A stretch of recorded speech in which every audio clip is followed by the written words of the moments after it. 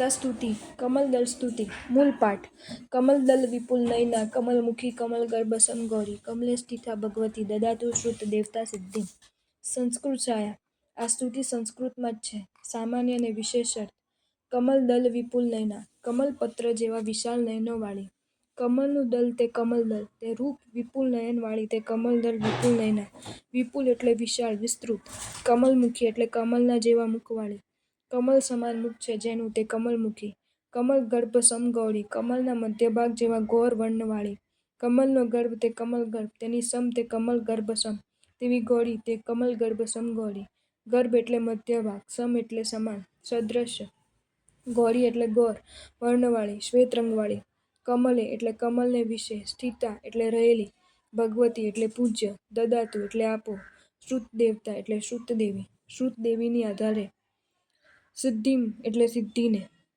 તાત્પર્ય સરળ છે અર્થ સંકલના કમલપત્ર સમાન વિશાળ નેત્રવાળી કમલ જેવા મુખવાળી કમલના મધ્યભાગ જેવા શ્વેત વર્ણવાળી અને કમલ પર રહેલી એવી પૂજ્ય શ્રુત દેવી સિદ્ધિ આપો. સૂત્ર પરિચય પ્રતિક્રમણ ક્રિયામાં 6 આવશ્યકો પૂરા થયા પછી તેના અંતિમ મંગલ તરીકે સાધ્વીઓ તથા શ્રાવ્યકો આ સ્તુતિઓ બોલે છે. તેમાં શ્રુત દેવતાના નયનોની મુખની અને શરીરની સરખામણી કમલના વિવિધ ભાગો સાથે કરવામાં આવી છે.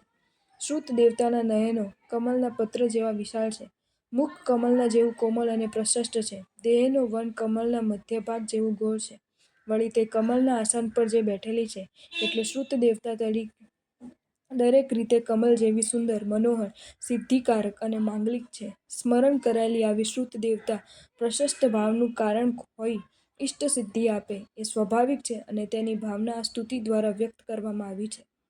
પ્રકીર્ણક પ્રાય વિક્રમની 5મી સદીમાં થયેલા શ્રીમલ્લવાદી સૂરીએ રચેલા દ્વાદશાર નયચક્ર નામના તાર્કિક ગ્રંથના 3જા અંડની ટીકાના પ્રારંભમાં મંગલાચરણ તરીકે શ્રુત દેવતીની આ સ્તુતિ મળી આવે છે. જો તમને આ વિડીયો ગમ્યો હોય તો આ વિડીયોને લાઇક કરો અને શેર કરો અને આવા જ નવા વિડીયો જોવા માટે જૈન ફેક્ટ્સ એન્ડ સ્ટોરીઝની ચેનલને સબસ્ક્રાઇબ કરો. ધન્યવાદ.